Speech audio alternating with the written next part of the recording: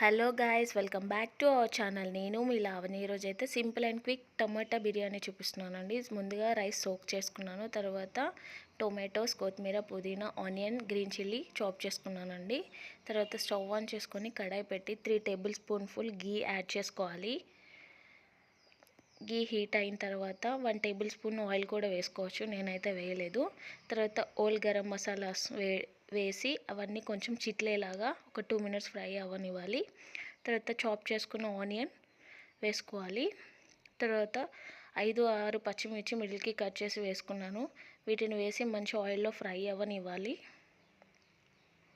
తర్వాత ముందుగా చాప్ చేసి పెట్టుకున్న పుదీనాను కూడా ఆయిల్లో ఫ్రై అవ్వనివ్వాలండి. తర్వాత మనం చాప్ చేసుకున్న టొమాటోస్ కూడా యాడ్ చేసి ఒక 5 మినిట్స్ పాటు ఫ్రై చేస్తూ ఉండాలి. మధ్య మధ్యలో కలుపుతూ ఉండాలండి, మాడిపోతుంది. తర్వాత దీంట్లోకి 1 టేబుల్ స్పూన్ అల్లం పేస్ట్ వేయాలి.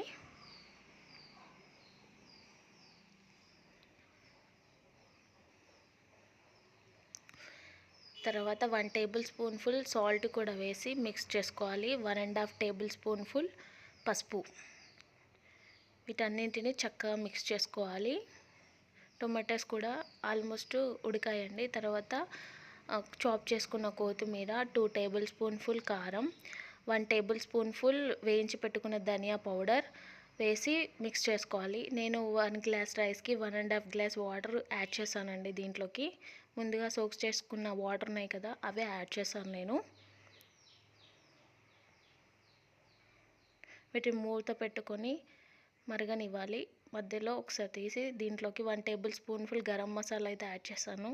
వీటిని మిక్స్ చేసుకొని హై ఫ్లేమ్లో వాటర్ని హీట్ అవ్వనివ్వాలి. చూడండి, మరుగుతుంది.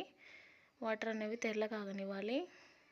తర్వాత ముందుగా సోక్ చేసుకున్న రైస్ని దీంట్లోకి యాడ్ చేయాలి. యాడ్ చేసుకొని ఒక్కసారి మిక్స్ చేసుకొని మూత పెట్టి మీడియం ఫ్లేమ్లో ఆల్రెడీ సోక్ అయిపోయాయి కదా, తొందర అవుతుంది. ఒక 5 మినిట్స్ పాటు రెడీ అవ్వనివ్వండి. చూడండి, వేడి వేడి రైస్ రెడీ.